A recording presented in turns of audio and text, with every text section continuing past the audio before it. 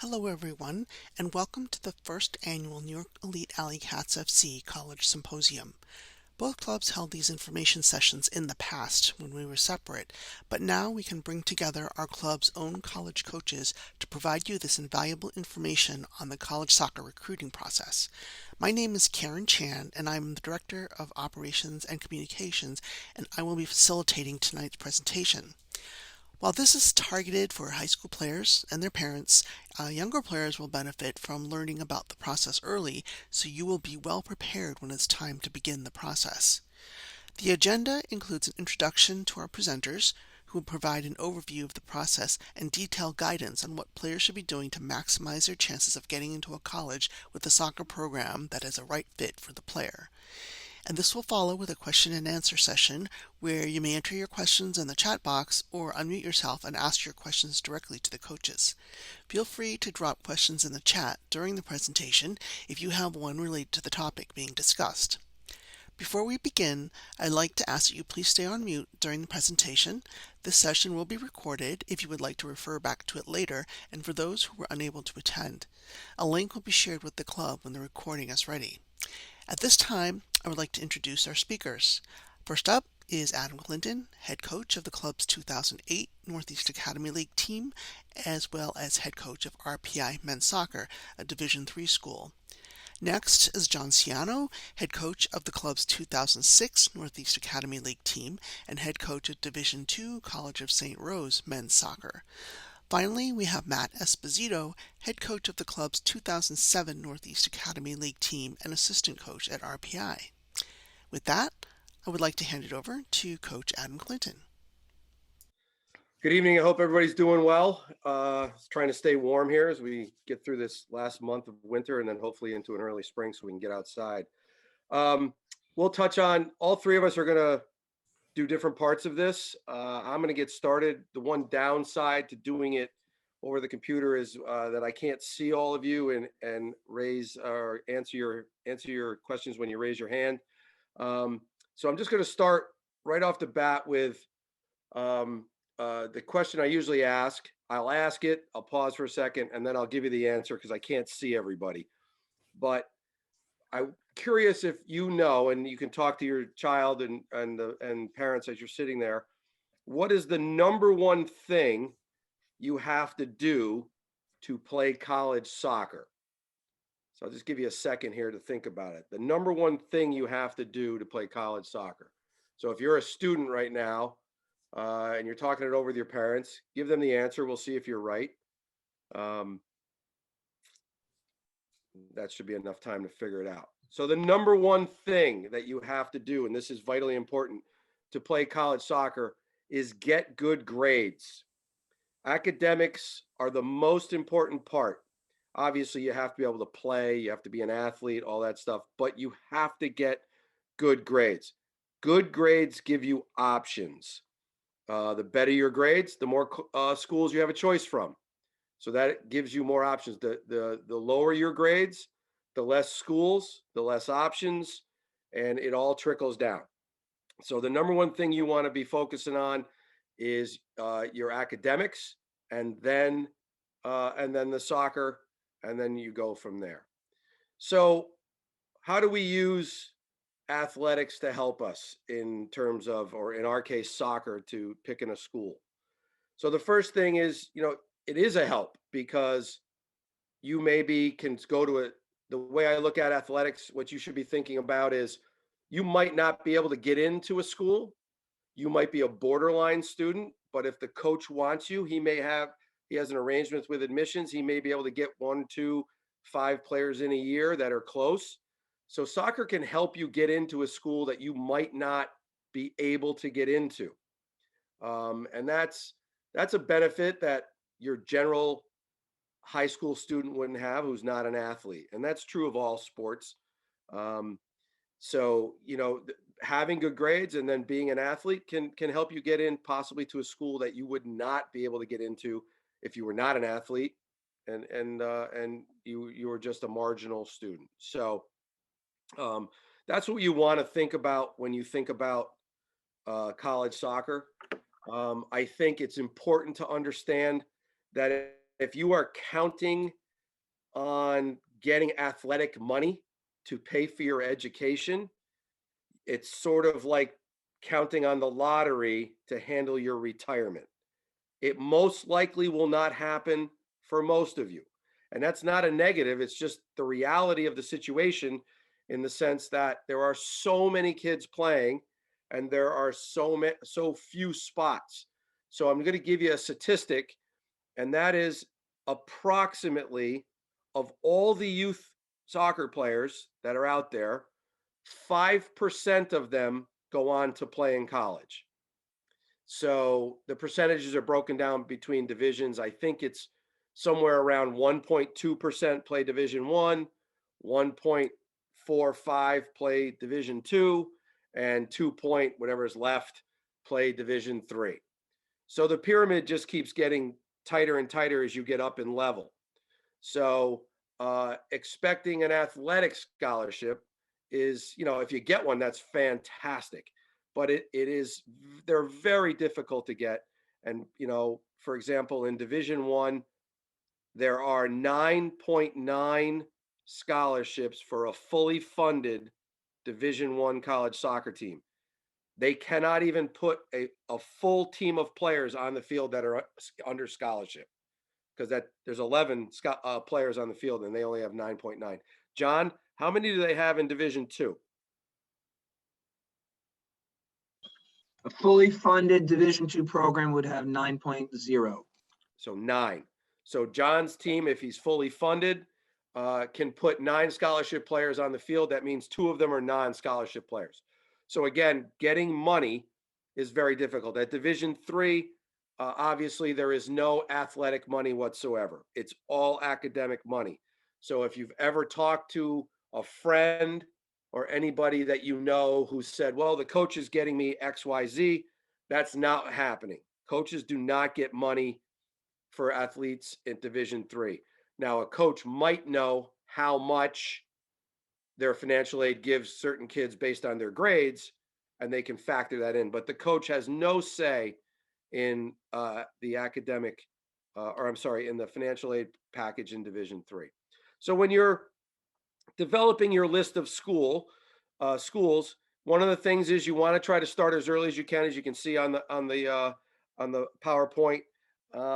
It's hard to ask as a 10th grader. I'm sure it's hard to figure it out, but you want to just maybe start searching schools. Or if you go to a tournament, let's say you travel to a tournament in Massachusetts, maybe in between games, go look at a few schools, drive around the campus just to get an idea what they look like, and start to get an idea of what you think you might be interested in.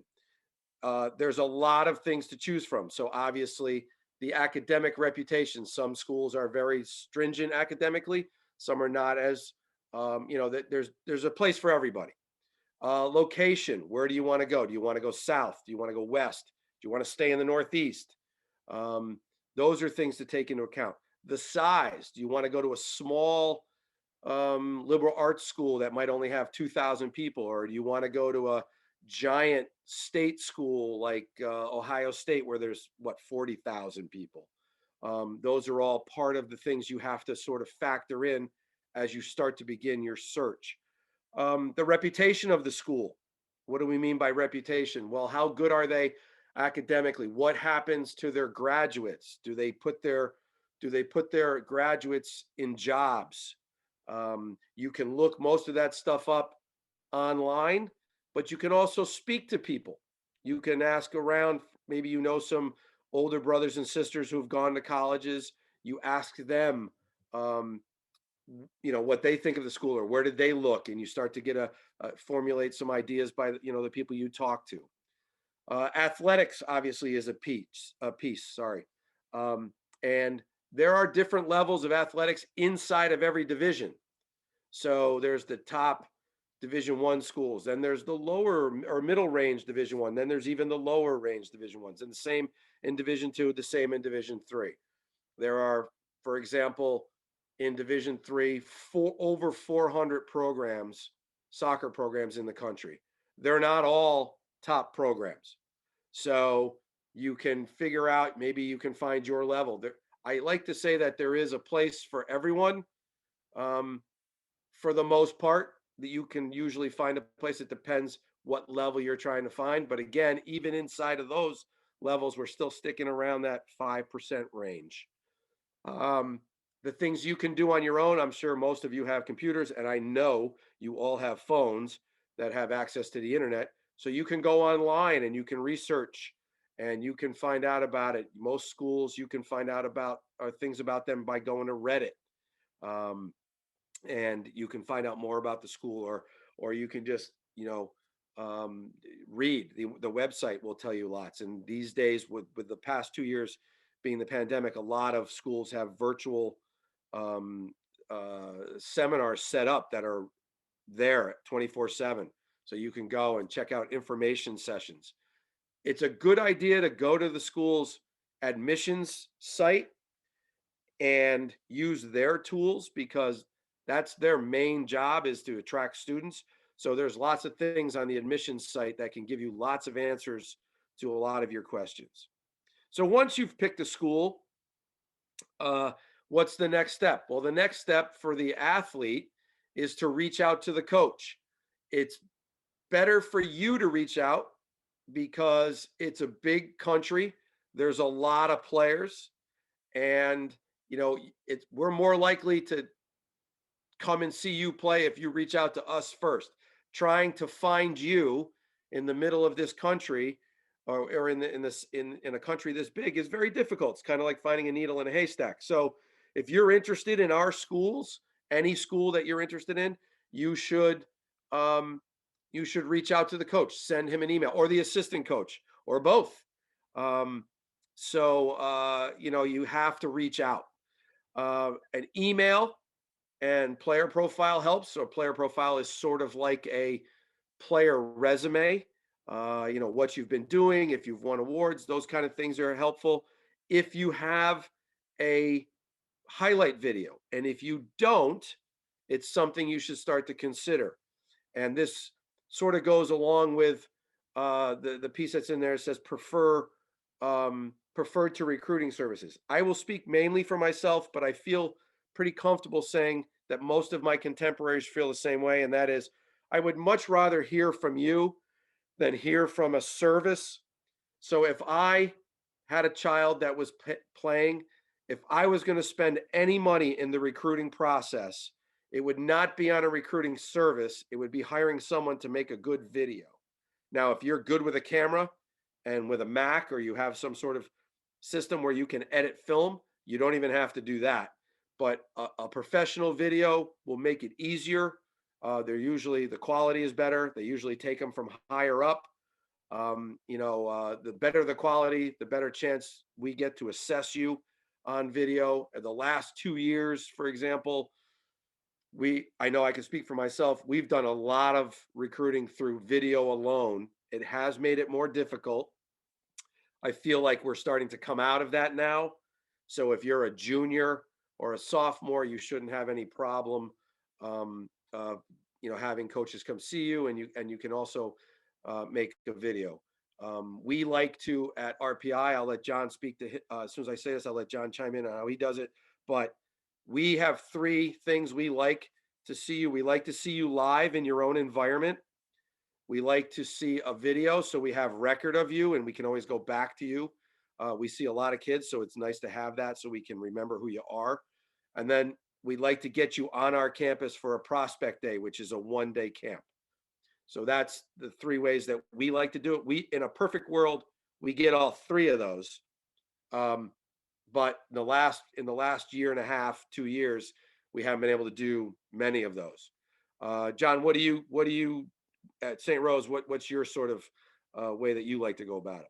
Yeah, I mean, we're pretty similar. How I kind of describe the highlight videos, it's kind of like a movie trailer. So your highlight video is going to get me excited about seeing you play in person. So what I always would recommend, and I'll speak a little bit more in depth with my portion of the presentation, is that highlight videos should be the best things about you, so that now I want to be able to get to see you play in person if possible.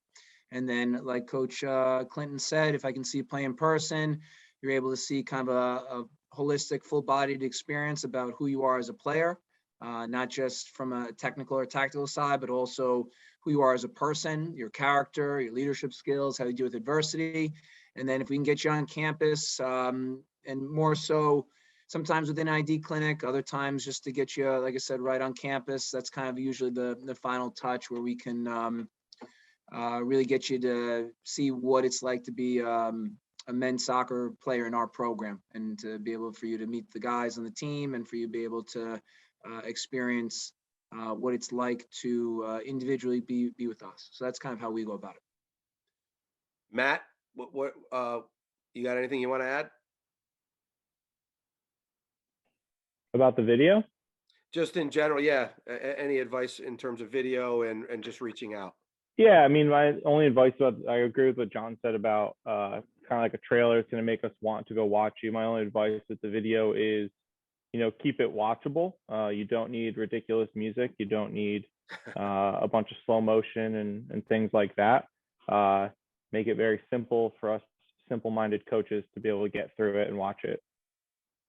Yeah, usually 5 minutes is more than enough. I think, John, that music trailer or a movie trailer is a perfect scenario. So, or a perfect way to describe it. I hadn't thought of that before. That is exactly what it is, and it gets you to go. John will talk about sort of the calendar. The last piece of this first slide is when, sort of start in your sophomore year. I think that's, it's great if you can start in your sophomore year, but I think more realistically, you're probably going to start in your junior year, unless you're sort of super proactive. I think my experience tells me that the male students tend to be a little bit later, whereas when I've coached females as well, they tend to be a little bit more in the advanced, so they do start a little earlier. So, but I mean, there's no harm in starting your sophomore year.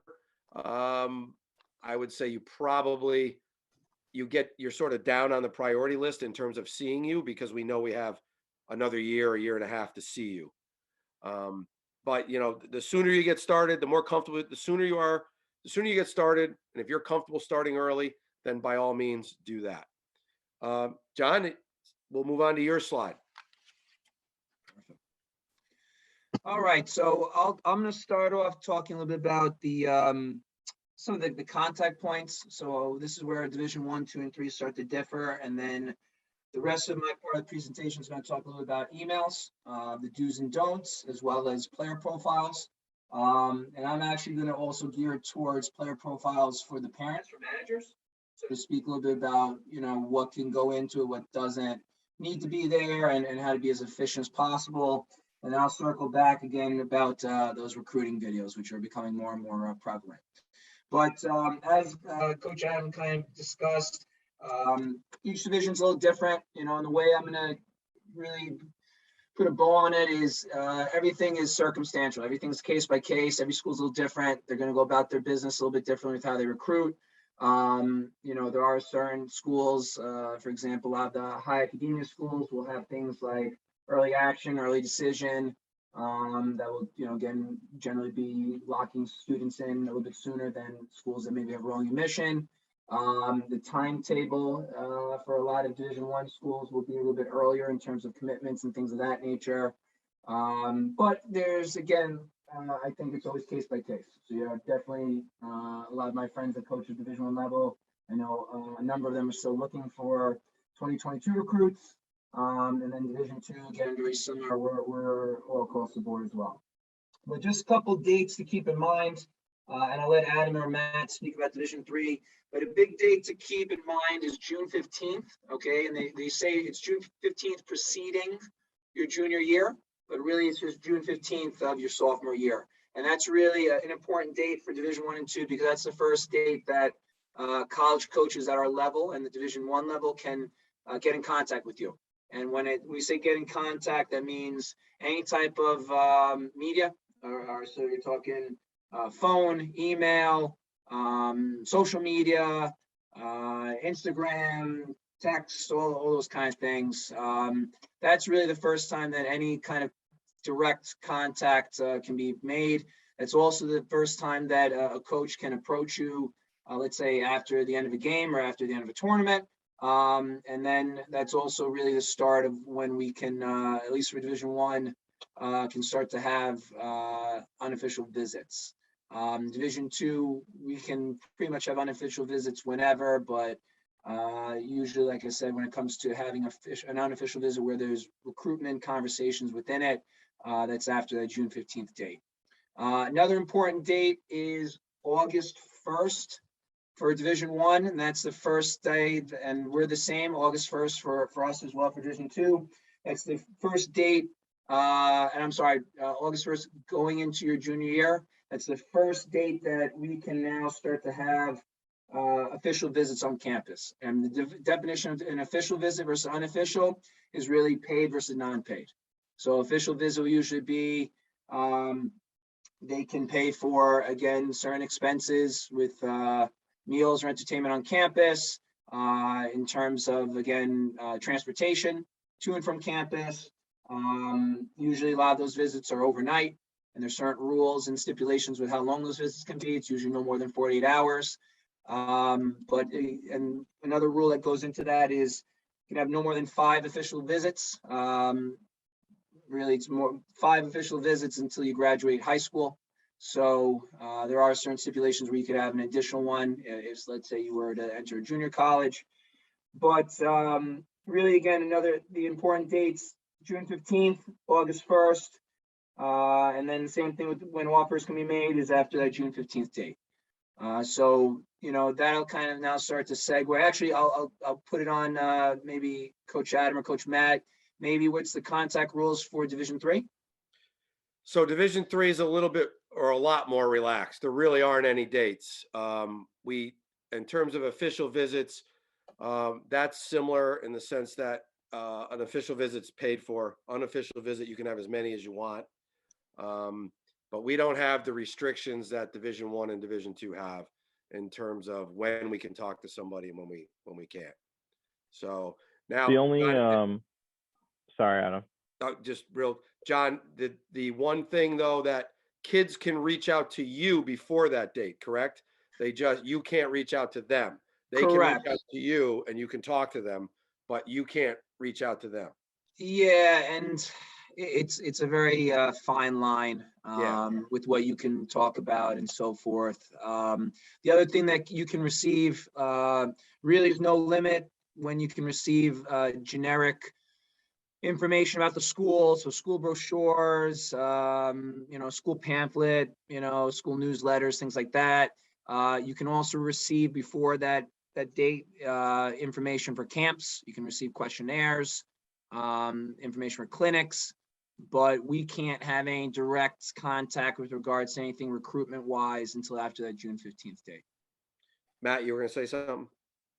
Yeah, the only date for us in Division III is you can't have an official visit overnight or an official visit until after January 1 of your junior year.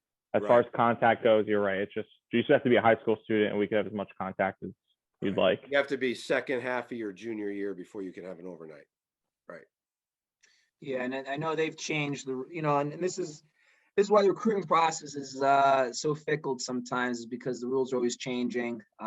So I know Division I moved their date up from September 1st to August 1st. And I actually made a mistake. We're actually June 15th for officials as well. Not that it's that big a difference between August 1st and June 15th, but again, every program is a little different with how they go about things.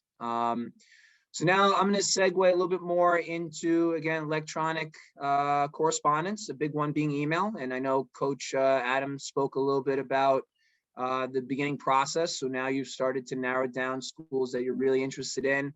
And there's a lot of do's and don'ts about how to speak to a coach. And first thing I always say is you're always being interviewed, and we're always interviewing you. You're always interviewing us. And even something as simple as an email or a text message will go a long way with regards to how we go about our selection process. The first thing I'm going to say is you have to understand us as coaches and really you as a player. This is going to be your family, away from your family for your next 4 years, maybe 2 years if you transfer in. So we try and always make sure, again, as coaches, that we bring in good representatives of our program, good representatives of our colleges, universities. And really that starts, that interview process or that research process starts from that initial correspondence. So a couple do's, and I believe Coach Adams said before, make sure it's personalized, okay? So important thing to know right away is make sure, again, that you get the coach's name right. You'd be surprised how many players have reached out to me and they mean to write the coach from Franklin Pierce University and they write his name instead. You know, and again, that shows just either it's not very important to you or you didn't do your research. Another part with the personalization, you know, we get 50 to 100, sometimes hundreds of emails per week, you know, so big part of the process is you investing in yourself. And I think Coach Adam mentioned earlier, there's, you know, so many kids that are playing college soccer currently, so many that are wanting to play college soccer. You need to stand out to us. All right. So if you can personalize an email, do your research on the school, know things about our team, the record, the roster, our conference, how we've done in the past, things that are stand out to you academically, that'll go a long way because you'd be surprised how many mass emails we get. Couple other do's, you know, always add that, again, personalized information that are going to stand out. So a couple of good things like a subject title that's going to be good. So John Doe, you know, and it says captain for so-and-so regionally ranked team or national team or ODP regional starter, something that's going to kind of catch our eye. That's going to, again, like we talked about with the highlight video, get us interested right away. Once you're in the email part, besides being personalized, keep it simple. I don't need to know about when you're in the Boy Scouts, when you were in 5th grade, or when you started playing soccer for your CYO team when you were 5. We just need relevant information. Relevant information is first, most important, your graduation year. So as we mentioned before, we'll get emails from kids sometimes that are not within a recruitable age. So that's important for us to know. So again, seniors this year are 2022s. We need to know specifically if you're 2022, 2023, because now it's going to allow us to prioritize that email or that corresponds with that student athlete. Other things, obviously your club, okay? If you have tournaments coming up, right? So making sure that that tournament, again, is, again, simple, okay? The field you're playing on, the team obviously you play on, your jersey number is a big one, okay? Your position. You'd be surprised how many people forget what position they play or what number they are, and you go and you're almost like guessing if the player didn't add any other information in a profile. So it doesn't have to be, again, long email, especially your initial one. Again, information about yourself, your name, where you're from, program, jersey number, grad year, information with regards to your GPA or SAT score is really important. Your major is a big one. So for example, you know, if you're a school that maybe doesn't have engineering, you know, maybe you're not as interested, whereas maybe your school like RPI and they see really good GPA and an engineering degree, okay, maybe that's something that gets them a little more interested. So again, you're trying to sell yourself almost like in an elevator pitch as quickly as possible to us. Another one, okay, and we'll dive now into highlight videos, okay, and I'll let the coaches kind of give us their opinion on those as well. Highlight video, so important pieces with that. Like Coach M said, keep it simple, right? It doesn't have to be super long, but it should touch upon all the things that you want us to see so that we can be interested in you. So if you're sending me highlights, it should be your best highlights and not any type of lowlights that maybe I don't want to see based upon your position or your play. Because at the end of the day, your highlights should be your best, okay, attributes that you want us to see. Another important thing for me is what I would call functional techniques related to your position. So again, if you're a striker, you should be banging in a bunch of goals, or you should be doing things really well that are forwards. If you are a goalkeeper, make sure you add all the things that you're really good as a goalkeeper, and make sure you add in all the techniques that a goalkeeper can have. So for example, if you're a goalkeeper and I don't see a single goal kick on your video, it's probably I'm going to infer that you're probably not good at goal kicks, because if you didn't have anything really good, or you had something really good, I would expect it to be in that video. Maybe Matt or Adam, anything that you prefer on a highlight video or you don't like to see? I agree with you, John. We all get our own technique of watching them. I think we all understand that players are going to make mistakes, so we don't expect that you're going to be perfect all the time. But show us, if you're one of the things that is frustrating sometimes is guys will make passes and then they won't show if the pass was completed or not. So I think you should show the sequence all the way through so that we know whether you're completing the pass. Just getting the pass off, excuse me, is not good enough. But yeah, you're spot on, everything you said. And just a couple other things to add with the email that I forgot to mention here. Again, it goes back to, you're almost like, again, you're writing a cover letter for an interview, right? So make sure your grammar's good. Another one, make sure, again, you're not using slang or any type of,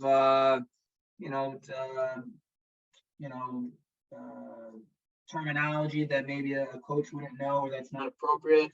Another one that's big for me is your email address. Okay, and I think you might think it's silly, but you'd be surprised how many inappropriate emails we get. So what I would recommend as you're going through this process is have a professional email. It doesn't have to be anything crazy. It could be your first name, last name with your last two numbers of your birth year at gmail.com. Okay, something that's professional, something that's sharp, and really something that you can use really for the rest of your life in a professional setting. Because again, we do this for a living, we get a lot of emails, and we can very quickly, be able to sift through ones that are not real, ones that are not that are very generic, and ones that are not meant to be serious. Another one is copy and pasting. Please do not copy and paste. You'll be very surprised how many guys will have one font for the entire body and then a completely different font for the name because they're just copy and pasting people in. All right, and then it shows that you're not really, really interested in our school and that you didn't do your homework, and that immediately will get put in the trash for me. Coaches, I'll turn it over to you before I go to the player profile or the coach for the teams. Anything else you want to add? Maybe do's or don'ts for emails? I just want to reiterate what you said about, I would use the phrase proofread your email. I cannot tell you how many times I have received emails that say, Coach Clinton, I really want to come to RIT and play for you. Or I get ones that say, Coach Garno, I really want to come to RPI and play. They forget to change the name in their email. So really proofread your emails and make sure that you are sending it. And I think John's point about email addresses, I was trying to think of some of the goofy ones that I've had that would clearly turn me off a little bit that kids have had about their email address. I think a way to look at it is this is the beginning of your professional career, what you're going to do after college, and people pay attention to all that kind of stuff. So having a somewhat professional email address is a really good idea. But really proofread your email before you hit that send button. Okay. I'm Yep. nothing new, but John, you had a question in the chat there about videos. If you want to take a peep.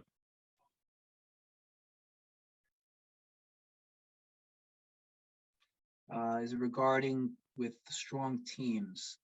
I think it's a great question.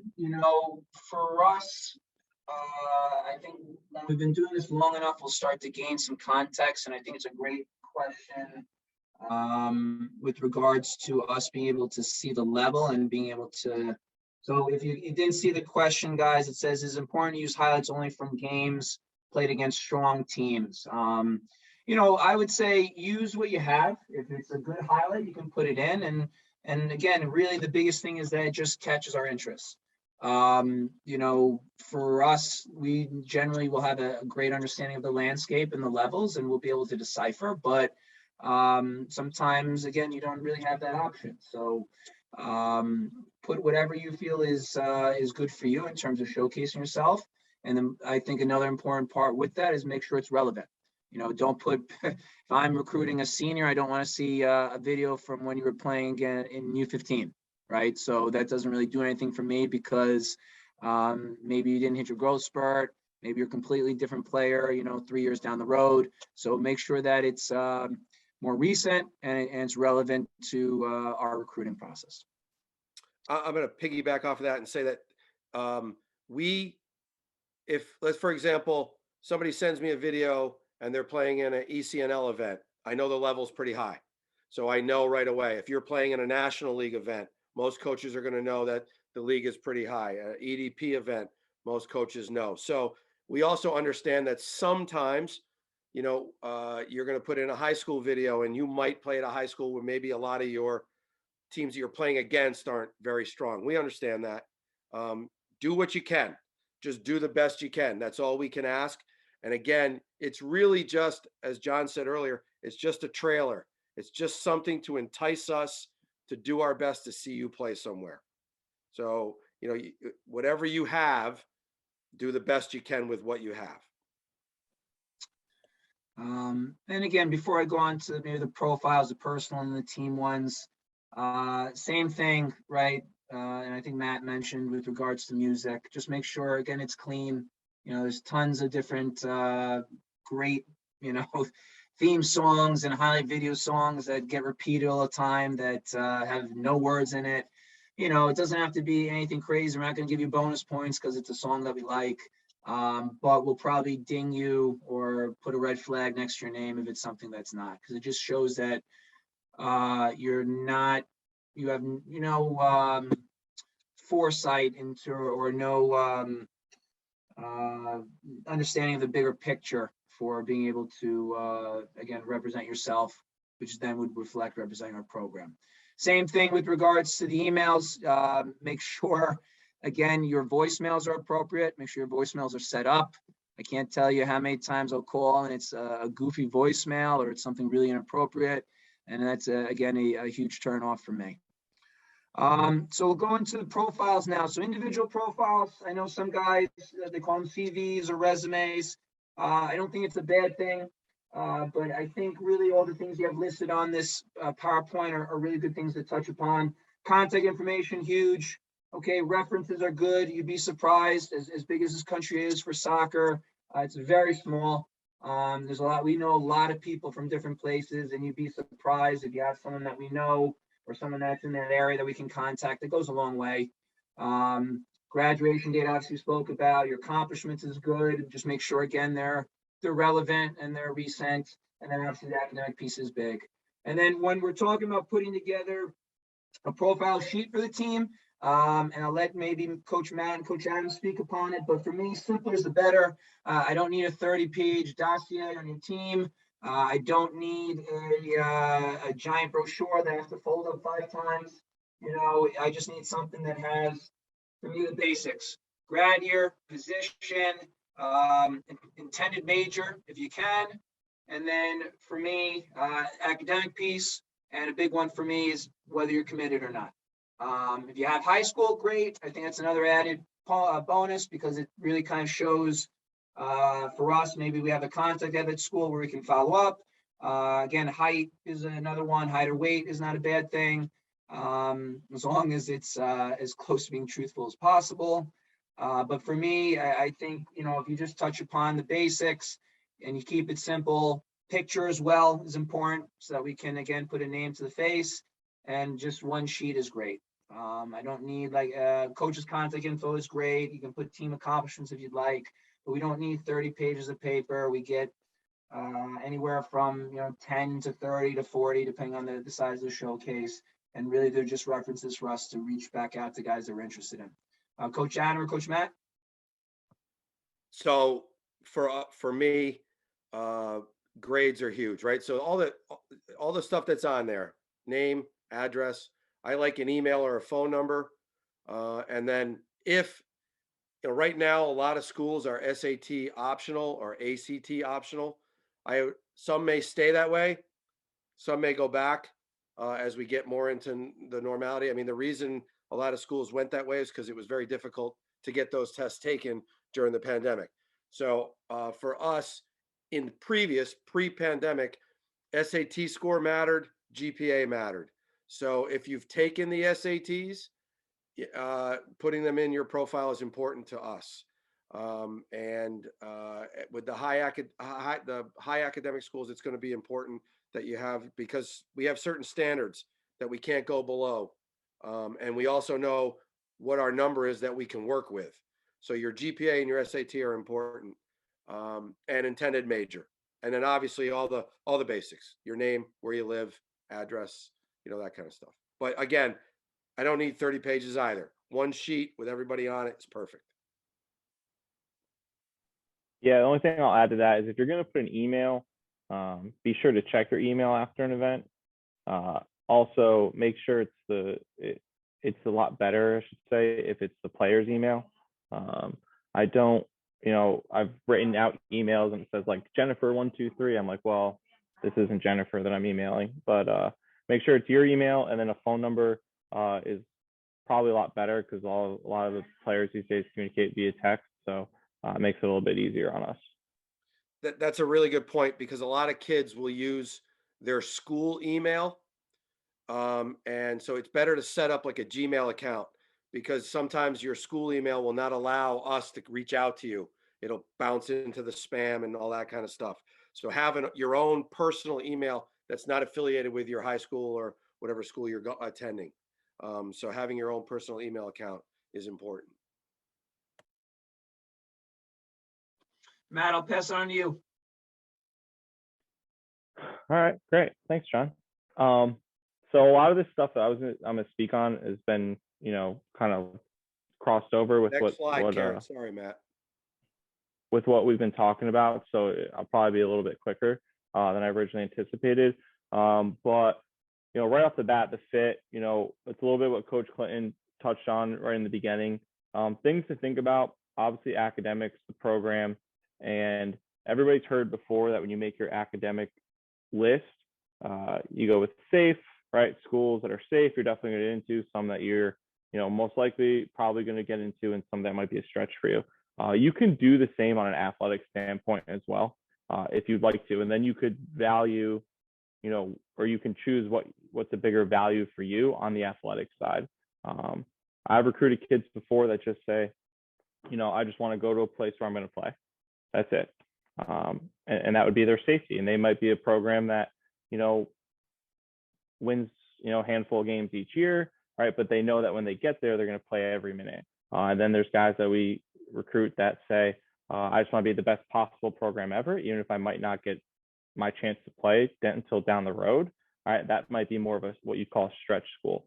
And all of those are fine. It's just what your personal, what you're going to get fulfillment out of. Are you going to get fulfillment out of just playing, or are you going to get fulfillment out of being part of a program that might be a little bit better, where it's more challenging for you to get onto the field?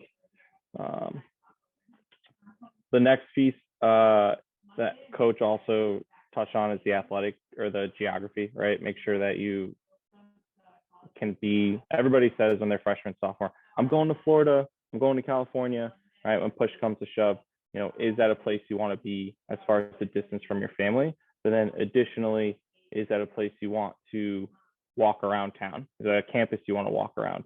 So not only the distance from where you are, but the actual location itself and what that town or city or location has to offer for you when you're not at school, or you're not in class, I should say. Not too much more on the fit. The only thing else I would say about the fit is don't get discouraged by a sticker price until you do more research. Right? Every school has a sticker price, then every school has an actual out-of-pocket cost. And of course, money is always a factor when choosing college, but do your research first. When I was coaching, when I was the head coach at Sage, our sticker price was about $50K. The average student paid about 26 grand to go there, 28 grand to go there. But you wouldn't know that unless you did your extra research. So it's when you're looking at the fit, academic, athletic, location, right, and price is a thing, but don't get discouraged from your first sticker price that you come across. Matt, Anything? Oops, sorry. Yeah. Can I jump No, I in was with gonna say that anything before else. we go on? Yeah. So I'm going to talk specifically a little bit about fit with the athletic side of things. I'm kind of on the same page as Coach Clinton, where I really do believe you can play at a school and college. I just think you have to, a school that's going to match everything that you want. You just also have to be willing to do the research and understand that it might not be the school all your friends are going, and it might not be the school that you see on ESPN, but there is a school there for you that's going to be able to match your level and so forth. But I think it's extremely important that you do your homework with regards to the team, the coach, the playing style, and so forth, because so with regards to a playing calendar, Division 2 and 3, you get essentially 10 semesters to complete 4 years of eligibility. Now with, again, COVID waivers and things like that, there's been some things that have been extended. And then for Division 1, it's 5 years is the terminology, the wording they use to complete 4 years of eligibility.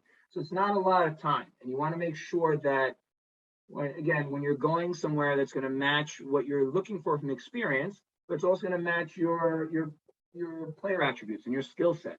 Where I sometimes get discouraged for kids is, let's sort of say, for example, you have a kid who is maybe not the most athletic guy, but is a great footballer and can connect passes and is really good in possession, but decides he's going to go to a school that is super direct and big, and they play for long throw-ins and kicks, and it doesn't match his skill set. And where I get sometimes frustrated is, the soccer piece. You've been playing soccer for a long time, and obviously the academic piece is extremely important, but your soccer piece is also going to be extremely important too. And just do your homework. Go watch your team play that you're interested in. Go watch the coach. Go see if you can go attend a training session. See how the coach is on the sidelines. See their playing style. See the teams they compete against. And then compare it to other teams that you might be able to also be interested in, or at different levels. I think one of the beautiful parts about soccer in general is it can be played in multiple different ways and be successful, and it can match different skill sets. But with our area in the capital region, you have Division 1, you have Division 2, you have Division 3, you have USCAA, you have junior college, all different levels that offer different types of playing styles, playing levels, and things that can maybe, again, perk your interest with regards to what matches you best. Because again, this will go by very quickly, and you'll be surprised by the time you're done with this process, that you'll already be at a school before you know it. So it's really important that you do your research and that you invest in things. Sorry, Matt, you can go. You know what, Matt? I'm going to chime in here too, because we tell our guys when we're recruiting them that it's very important that the school you choose is a place you really like, and you have to envision that place without athletics, because things can happen. You could get injured. Anything can take soccer away from you. You want to pick a place where, if you just had the let's say the worst case scenario, and I had a guy come, and within in preseason, he had a history of concussions. He got a concussion during preseason, and he was never able to play again. And he had to decide at that point, was the school for him or not. So things can happen. So you have to be in love with the place. You have to, or really like the place that you're going to go to, and you have to think about it. Will I like it here if, for some unforeseen circumstances, soccer doesn't work out? And we're talking about that. I mentioned that 5% earlier. Remember, that's everybody. So I would imagine that for the kids that are in our club, almost 100% of them can find a place to play. There's lots of clubs where no one's going to play, and that's how it balances out.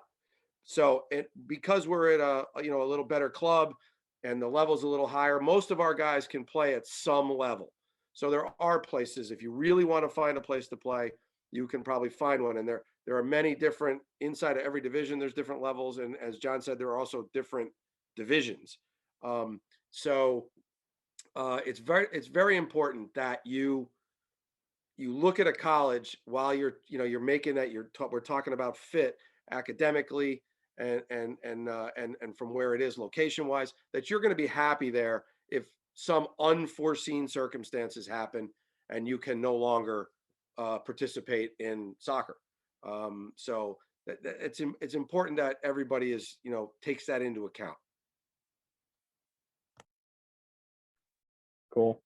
So I'm going to go on a little bit more about coach communication with the coaches, and then some stuff about maybe an unofficial visit or official visit. First things first, almost every program now has some sort of questionnaire that the coach will ask you to fill out. Do it. I have some coaching friends that will stop recruiting guys who don't fill out that questionnaire, because it's really the minimum that you can do to start the process. It also puts all of the recruits that we're recruiting into a system that allows us to be more organized, so that we can also communicate with you a lot easier. For every one of you who's going to have 8 to 10 schools that you might apply to, right? We have 8 positions to fill maybe in a recruiting class, and we're going to be recruiting 25, 30 kids for those, because you have those 8 to 10. So as far as the numbers goes, it makes it a lot easier for us to organize you. But for you, it's the first step for you to be a part of our recruiting system and all of the communication that we will have with you through that. So please, all right, do the questionnaire. It's also going to get you a lot more communication from the coach, because a lot of times they use that as an email chain. Next thing, I'll talk a little bit about unofficial visit. I'll talk about clinics first, actually. Clinics are great.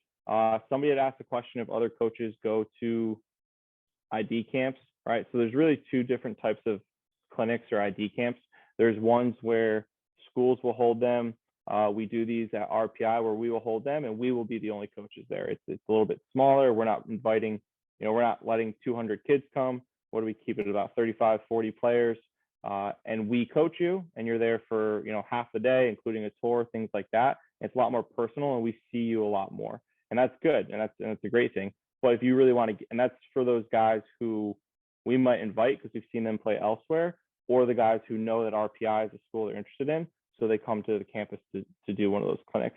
Then there's the clinics where other coaches go to. On the higher academic side, for instance, Colgate has those, right? Well, they'll hold a summer camp and they'll invite a lot of similar schools that are high academic to come view that pool of players who are in that higher academic realm. Cortland does it. Cortland has this huge camp, about 300 kids, where they'll have 50 plus college coaches come down, right, and start to identify players. So both are positives. Both are for what I believe to be different stages of your recruiting process. If you're wide open and you want to get yourself out there as much as possible, there are good ID clinics that have a lot of coaches that will come, and they're literally working the camp for the 4 days that you're there, and you might even be assigned to a coach that of a school that you're interested in. And then the other side of it, like I said, if you're interested in a school in particular, right, it's a very good idea to ask that coach, do you hold ID clinics? All right, and that ID clinic is going to really operate twofold. It's going to get you in front of the coach playing in a more personal setting, right? It's going to allow you to be coached by that coach. If you are there for half a day and that coach is talking to you or coaching you and you don't like his style, then you kind of helped yourself, make a decision there. It's also going to allow you to get on the campus, right? You might not have been on the campus before, right? And that would be what you'd call more of an unofficial visit, because you're paying to go there, you're choosing to go there. It's not getting paid for by the coach. And you can kind of double up with that. And a lot of these clinics these days will do a tour, maybe an info session with somebody from the admissions department on the unofficial side. Before I forget, I'm going to answer the question here about official visits if they're by invite. So because they're paid for, I would say 90% of the time or more, they are by invite. It's a really good indication of how serious that coach and that coaching staff are about recruiting you. If you if you are interested in overnight and that coach has seen you play and you've had conversations, it's also a good indication of how much they're willing to continue the process with you. If that official visit hasn't been thrown out there yet, it's not a problem for you to ask. You can say, hey, Coach Clinton, I'm excited about everything we've talked about. I'm glad you got to watch me play. Are you open to me coming for an official visit? If that coach says, no, I don't think, we're ready for that yet, or whatever it is, then it's a good indication for you that maybe you're not as high up on their list as they are on yours. I think the number one thing that helped me, when I was recruiting at Sage and I was recruiting, at RPI, is as a coach, I actually tell recruits right off the bat what our timeline is and how we prefer to do things in a perfect world. Not every coach does that, but you can ask that question. So I think it's a great question, for a first time on the phone with a coach. Coach, what's your timeline? Like, what does it look like? I used to coach at Eastern Connecticut where 90% of our roster was in state. So our timeline was we got everybody on campus twice because we had that privilege because Connecticut's like this big, right? Not every school can do that. So if you talk to the coach and you say, what's your timeline, and say, okay, we get you on campus for an unofficial, sometime in your junior year, then your senior year, we get you on campus for an official visit, right? Then some schools, so recruiting for RPI, will get kids from California, Florida, Texas, whatever. They might not come out 2 times. All right. So we do a little bit more communication with them first to make sure that, and watch them a few more times to make sure that we're serious about them. And then we would invite them for an overnight or an unofficial visit, official visit, which tends to be an overnight. Anything else on officials or unofficials? Yeah, can I jump in, Matt? Yeah. And we didn't touch upon it, I was going to do it after, but it kind of piggybacks or is intertwined with this. Is for Division 1 and 2 to play, you have to be registered with what's called the NCAA Clearinghouse or the NCAA Eligibility Center, and it's essentially it's an online database system or account that tracks you in 2 different realms, amateurism and academics. And to be eligible or to be what's considered a full-time qualifier, you have to meet certain requirements from an academic standpoint, and then you have to obviously meet certain requirements from an amateurism standpoint to be passed through the clearinghouse to then be what's called eligible to be able to participate in terms of games and in terms of practices. With that, to be able to attend an official visit for Division 2, and I'm pretty sure it's the same thing for Division 1, we need to have a copy of your unofficial transcripts, and we need to have what's called your NCAA ID number. So as soon as you register, and really registering for the clearinghouse, it can be a long process because there's things you have to upload, transcripts, test scores. Obviously, you have to answer a number of different questions. So it doesn't really finish until you graduate high school. But once you do register, you'll get what's called an NCAA ID number. And what we do is we grab that number from you, we put it in our database, which is called our IRL list, and it's the way that we're able to now track you through the eligibility center to see where you're at, to see if you're meeting your core class requirements, which we can talk about in a little bit. But we need you to be in that database, or we need to have your number plus those unofficial transcripts. And there's certain documentation that you have to fill out with regards to once you're on campus for you to be eligible to take an official visit. So going off the official visits, the only thing I'll add on that is, or it could be on unofficial, it just depends on how that coach schedules it. As much as those coaches are interviewing you to figure out how you fit their program, you need to be doing the same thing to them and to their players. So when you do go on an official visit, it's good to, ask the coach, will I be spending time with the players? And usually it's an overnight, so you're really spending time with a couple guys who live together. Will I be able to have enough time with the guys to socially hang out and see what it's really like to go to school here? As coaches, when we sit with our recruits, in reality, we could say about anything that you're going to learn the most about playing at a school or being a part of a school or a program by talking to those players.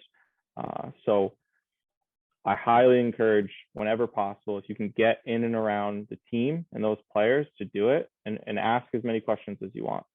And you're going to learn the most you can from the players themselves. A lot of the other stuff I was going to talk about, requesting a game schedule, like John said, I think it's really important that you go watch that team play. Everybody thinks that they're, an ACC player until they go there, and every guy is 6'2" and actually 22-year-old freshman. So you don't actually, it's very beneficial for you to go watch these games and see how well you fit in with the level of play or the style of play. Like John said, some guys and coaches will dump it with the long throws, and some will look to play a beautiful game, and you have to decide what's best for you.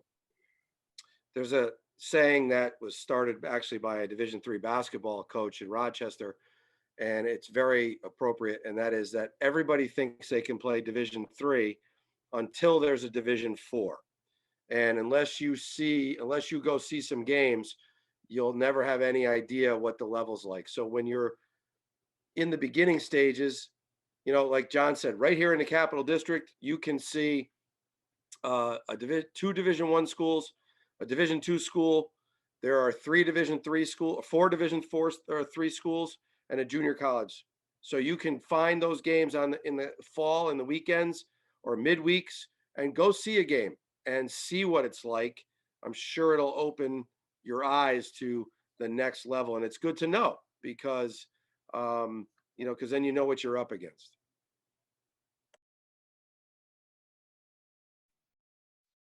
I'm good. A lot of stuff we've already talked on or touched on with just conversation.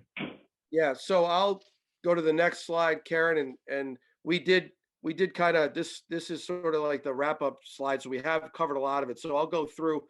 We'll talk about unofficial visits because we didn't talk about that, and that is an unofficial visit is almost like a drop-in, or we don't pay for anything. So we'll get I'm going to preface this by saying this is primarily pre and hopefully post pandemic. I would occasionally get calls from kids who had come up and taken the info session and the admissions tour, and then, hey, I'm on campus. Can I come up and meet you? And if I'm not busy, they would come up and we would meet, and we would just sit and talk. That's an unofficial visit. We haven't paid for anything. We're just meeting. We're talking about the program. You can have as many unofficial visits as you want. So you can stop in as long as it's not official, as long as we're not paying for anything, it is not an official visit. So that gives you an opportunity, as Coach Esposito said, to interview the coach. He's 100% right. It is just as important for you to interview us as it is for us to interview you. And getting to meet players or going to sit in on a class, those are also all great ideas. It's good for you that we talked about the interview. So have a list of questions, and questions from the academic side and from the soccer side. So what's a typical day like? What happens when you travel? How many classes do you miss? Do you ever miss class because of practice? Do you miss class because of games? What system do you play? What is your style? Maybe are you looking for certain positions right now? Those are all good questions to have, when you're talking to the coach. And I think, I look at the rest of the stuff, the progression of the timeline, towards the finding the academic and athletic fit. We've talked about all that, how we get there, evaluating your ability. That's on us, going to, showcases and having you come to our camps, or we go see you at a camp. Official spot on the team and financial discussions. So, for example, with us, because there are no scholarships involved, we typically we have our group of finalists, as we'll call them, the guys that we narrow our list down. We sit with them. I usually go through the financial aid package that they've been offered with the parents. I can help them navigate the way you go through it. So I will tell you that for most colleges, when you get your first financial aid package, it is strictly your first financial aid package. It's not your final one. You can usually appeal. I always use sort of the analogy that you're negotiating sort of like when you're buying a car. You're trying to get the best price you can get. So you're going to talk to financial aid. They might take another look at it. Our financial aid packages, for example, they take into account the player's grades and the parents' finances. And then that spits out a number. That's their first financial aid package. Now, in the appeal process, they get to humanize. For example, you might be taking care of an elderly parent. You might have more than one kid in college, which is usually in there, but sometimes it gets missed. Or maybe you're in business for yourself, and last year was the greatest year you ever have, but you're not anticipating that kind of year moving forward. So you get an opportunity to explain your financial situation and why you don't think the package is going to make it work for you. So you get an opportunity to humanize it, so to speak, in that part, and that's in the appeals process. At most Division III programs, we can help you navigate it, but we are not, and not every school follows this rule. But for example, at my school, I am not allowed to call the financial aid department. I have only talked to them once in 20 years, and that was because we needed clarification on a military benefit. Then we had to figure out how that was going to work. And then basically we get to a point where we're dealing with kids at the end. They know that if everything works out, they have a spot on our team. So that will be clear. Most coaches, once you get down towards the end and you're in the spring and the deadline for the school is coming up, I've already had that conversation. If I am spending time with you going through your financial aid package, we have probably had you for an official visit back when we could have those, and hopefully in the future. Then, we will tell you that, we want you at our place and we hope that things work out. And then we're really waiting for you to commit to us. We have basically made it clear to you that we have already committed to you, that if you commit to us, we're good to go. The timeline for those kind of things, every school is different based on the type of school they are, the number of students they bring in. And at RPI, for example, we're usually not done recruiting until the end of April, when the deadline for the school is. The deadline for the school is May 1st. We usually know a week or so in advance that we're down to, we're waiting on one or two kids at that point. We have a good feel. We start to get into April, we have a pretty good feel, of who's coming to us. If you go to a smaller school, one of the things we haven't touched on in the admissions process is early decision. So early decision is a binding way of applying. So if you go to a school that only brings in, say, 500 kids or less a year, so your school might only be 2,000 kids, typically smaller liberal arts schools. Early decision is usually a way, especially if you're a borderline student, that you can get in. There are local schools, for example, that are in this case, 50% of their incoming class is early decision. So that means if you're not an early decision kid and they only bring in 500 kids a year, 250 of those spots are gone before regular decision starts. So that means the regular decision spots become more difficult to get. Now that the academic standards can actually go up a little bit for those kids. Different schools, it affects schools differently. If you're a bigger school, then early decision is not as important because, if, for example, you bring in 1,500 kids a year and you only get 300 early decision, there are still 1,200 spots. It makes it a little bit, it doesn't affect you as much. So that all depends on the school. You'll get a feel for that as you get to research your school, and you'll know. But an early decision is binding. So that means once you've committed and you've been accepted, you are supposed to withdraw all your other applications from other schools, and you've committed to that school. There are things as named early action, where you'll find out it is non-binding, but you'll find out your information earlier. There is rolling admissions. So some schools have rolling admissions, which means you apply, and as they get through your application, you find out when they get through it. Most colleges, particularly the higher academic schools, they have a day when they announce their acceptances, and they very seldom will let you know. For example, the Ivy Leagues or the high end or the Patriot Leagues, those are much later in the process, and they're not going to let you know. They're going to let everybody know on the same day.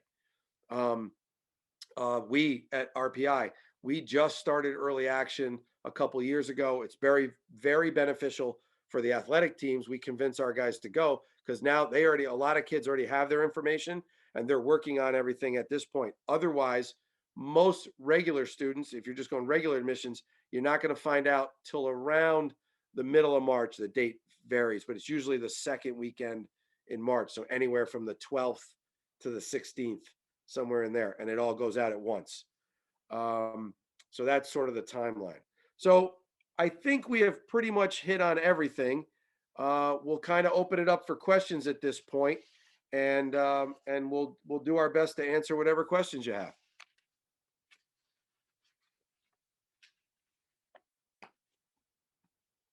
Karen, how do you want to handle the questions piece? Well, you can either enter it in the chat or feel free to unmute and go ahead and ask in the meeting.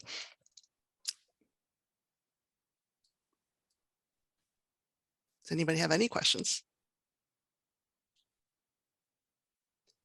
We did such a great job. We answered all the questions. I think one that maybe people don't think about is, do you take walk-ons? I mean, can somebody go to a school and walk on and try out for a team? John, I'll let you go first.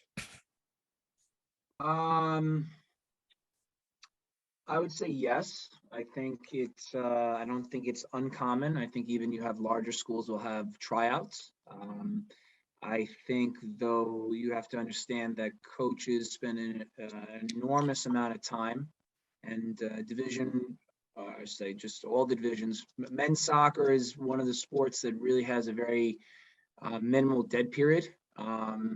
So we can pretty much recruit year round for the most part. So we're always looking to bring in guys. So if it comes down to a guy that we spend a lot of time recruiting, whether it's a scholarship athlete, non-scholarship, versus a guy who's trying out, that guy has to be pretty good or has to be right circumstance for him to be able to make the team, I think, in most cases. Same with us. Us personally, RPI, a little different in the sense that one of the things, as Coach Esposito touched on, is we are a national recruiter because of the school. The school recruits nationally. We don't always get all over the country to see kids. So if you look at our roster, for example, a third of our roster is outside of Region 1, which is, for those of you who don't know, Region 1 is New England, New York, New Jersey, Pennsylvania, West Virginia, Northern Virginia, Maryland. So we, outside of Region 1, that's our base, but we do get kids from all over. So sometimes we haven't had an opportunity to see somebody. We might, I can go through the history of my, I ask questions if somebody calls me and wants to try out. If they answer the questions right, I might give them a shot. What we've started doing is having walk-on prospect day in early August. And anybody who wants to walk on comes to one of our prospect days. We take a look at them at that camp. If we think they're good enough, we bring them into preseason and give them a chance. Most schools are limited in terms of budget and what you can pay and how much money you have to feed your guys in preseason. So your numbers, the spots are somewhat limited. And, as John said, we spend a lot of time trying to be as scientific as we can possibly be in this process. So a kid who's going to be a walk-on has to really be, pretty special. But at the same time, we're coaches and we're always afraid we're going to miss. We don't want to miss on somebody. And, I think in the beginning of my tenure, for example, we had more walk-ons make the team. I think as you build your program and you get better, it gets harder for the walk-ons to make the team because your roster is just getting stronger all the time. All right, another question from the chat. Will the club be recording games this spring that we can have access to? I believe so. I don't know that answer for sure. My experience has been that it's a team by team decision. So I've had teams. So last 2 years, I had the U18, U19 team. So U17s and U18, 19. And the parents got together, and it was relatively cheap because everybody was doing it on the team. They purchased, I think they went with Trace, which is a company that will film the games, and then within a few hours after the game, every time that you as a player were involved in a play, gets immediately clipped for you, and then you can go in there and make whatever video you'd like to after that. But I think obviously we've merged, so things could be differently, but like what we did with Alley Cats in the past was just team by team. And I believe in talking with John a couple days ago, the club might have a couple of cameras available to use as well. So that's something we should probably check with John on and see what the availability of that is. We do have at least one camera. I don't know if there's more than one. So the coaches can set it up if they want. Like if you're going to a showcase, you can ask to use the camera, set it up, and record games, and then you can cut them up. And it's one of those self filming cameras that follows the ball. So you don't, and it's a telescopic camera, so it works pretty well. All right, we can get more information on that. Yeah, we can get more information on that and let everybody know. Another question, are there certain ID camps that are known to be better than others? Ones that draw a lot of coaches, etc. Any recommendations there? Yeah, so it's important to, when you're talking about camps, there is a lot in the camps, there's soccer camps and then there's ID camps. So an ID camp, it's important that you understand that it's not really about instruction at an ID camp. It's more about IDing players, right? So if you want to go to a camp when they're younger to get more instruction, you have to research that. If it's listed as an ID camp, it's mostly just going to be playing games so people can watch. And that's usually when you're older anyway. So the ones that I'm familiar with that I would recommend is, the Brown camp has been around for a long time. The one that Colgate, we used to be called Northeast ID, I believe, NEID, right? They have one, and now Cortland has a big one. Those are in the Northeast. I'm sure if you do some research, there's plenty around the country. If you, for example, wanted to go out to the Midwest or down south, I'm sure there's ID camps out there as well. But I know that the Northeast ID, at the one that was at Colgate, I think it's 1 week in the summer, maybe two. I'm not sure. Is it one or two, Matt? One? The Colgate one, they actually just switched this year. They used to do 4 days. Now it's two different ones, 2 days each. Right. So, and that is primarily an ID camp. You're just there, and there's a lot of coaches that go to that one, particularly Northeast. The Brown camp gets a lot of college coaches. So that's a good one to go to. And as I said, the Cortland one has been in now, like, I think 2 or 3 years, right? And it's pretty big. So those three are relatively local, and they'll draw from all over the Northeast. So they'll draw a lot of coaches. I believe there's one over in Amherst as well, and that one's more focused on the NESCAC schools. Yep. Couple others, yeah. Villanova has a very big one, usually with a lot of schools. Future 500 is another one. They usually has a couple different locations. That's I found that does a pretty good job. So a couple others to. Sorry, John. I think the best bet is if you have a question or you're questioning how good it is or whatever, you should just really ask one of us. We've been around to them. If we haven't been to that camp in particular, the chances are we can call someone that's worked it before or is helping run the thing. It's like John said earlier, it's a very small world. Another question, does the club do player assessments in regards to college viability? I would say that the hard part about that is it depends on what college, it's so personal into what college they're going to. Could I jump in, Adam? Oh, sorry. Sorry, I didn't mean to cut you off. Keep going. I would never want to speak for another program. So I would never want to, for example, speak for Coach Ciano. I don't think you could play there, or I think you could play there.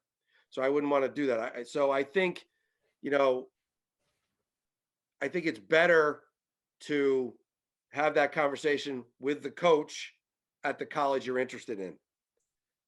Personally, I mean, we can certainly watch you and give you an honest assessment on what we think your level might be, but you know, I don't think that's something that we're going out of our way to do at the moment. We are working. We have a new program this year where we are going to be talking to kids to kind of assist them in their direction of where they're going.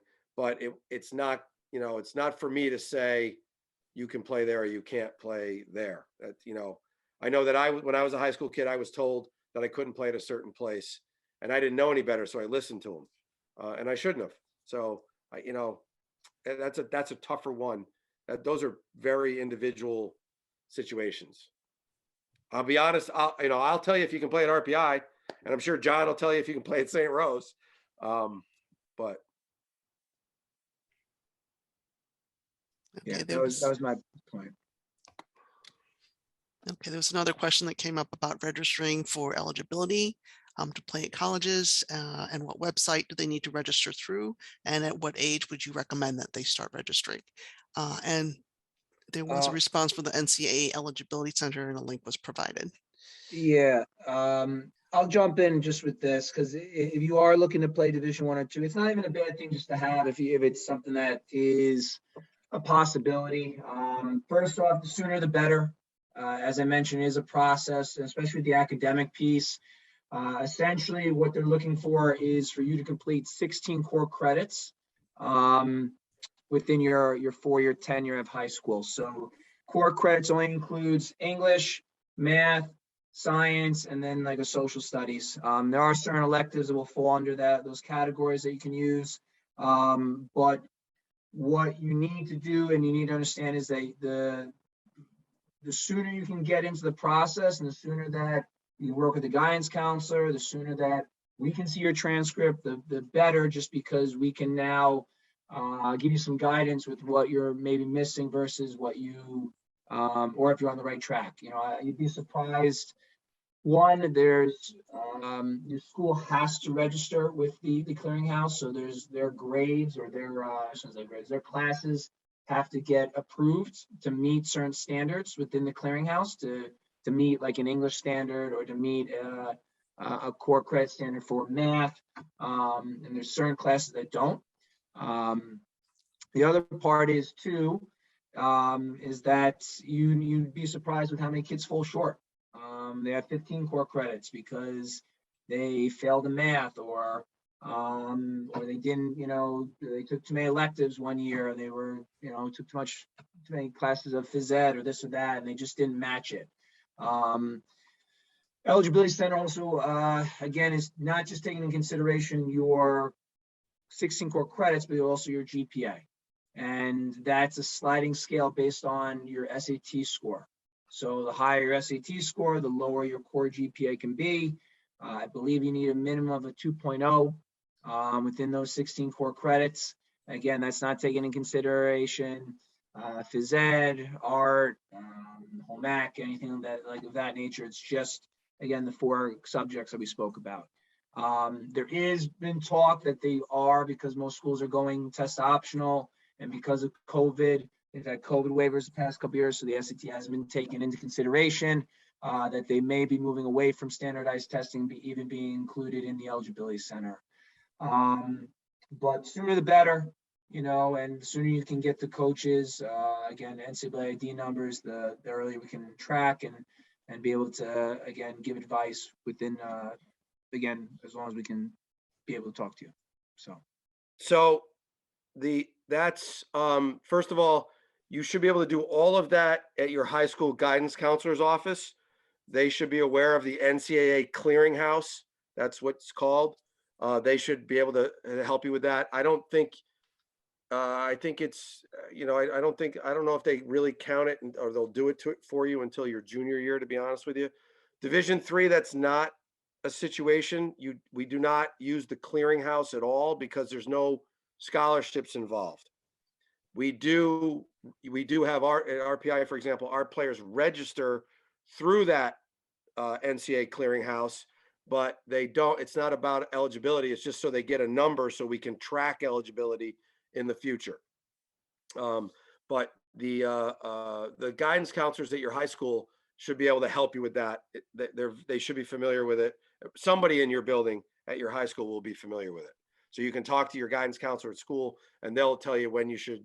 They have an idea. They'll really help you with it. So, but where there's no scholarships involved, we don't have the comparative GPA to SAT scores, because that's more has to do with the Division I and Division II in terms of being a qualifier or a non-qualifier. And just a heads up, I believe there is a fee to register through the clearinghouse. Is that right? Correct me if I'm wrong. Yep. Okay. No, that's correct. I don't know. There is a fee. Okay. All right. Another question regarding NCSA. There have been lots of emails coming over to all the players with texts and calls, along with additional emails containing information to various events. It seems very random and somewhat suspicious.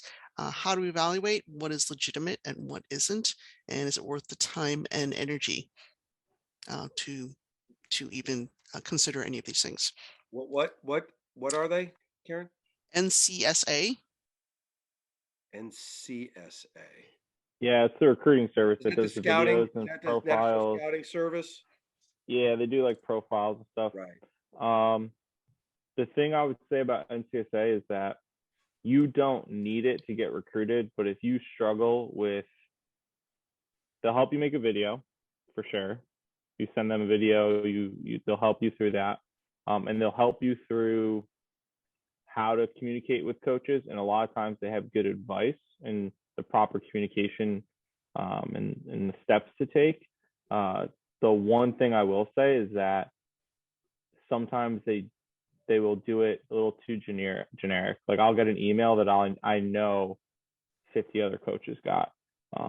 So I think you work with like a I don't know what they call them, a mentor or something. You work with somebody. So I think if you want to do it, you can, it could be a positive. You just have to be pretty upfront with them about how you want the process to go.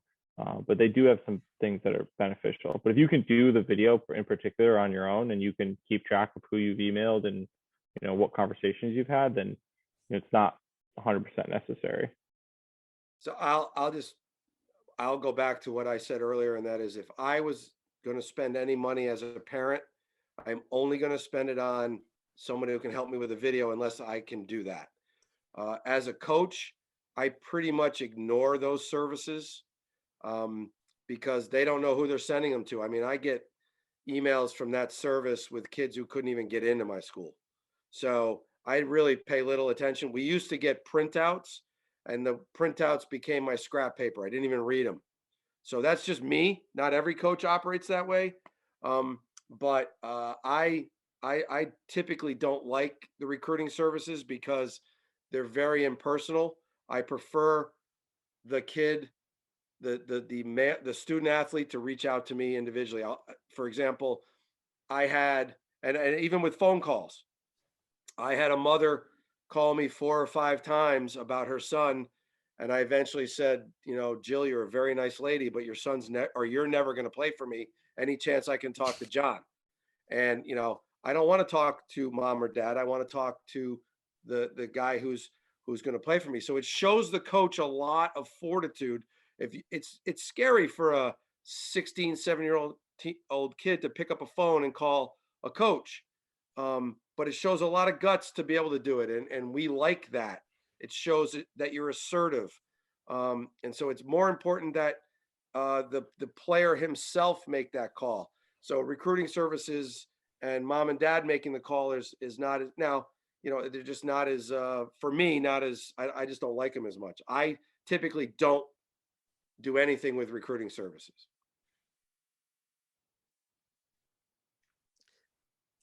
Any more questions? That seems to be all I see in the chat right now. All right, then we'll get ready to wrap it up. One last slide here.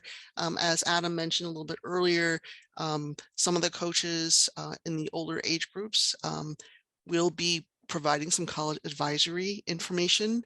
If anybody needs help or would like to reach out to one of these coaches with additional questions, feel free to reach out to them.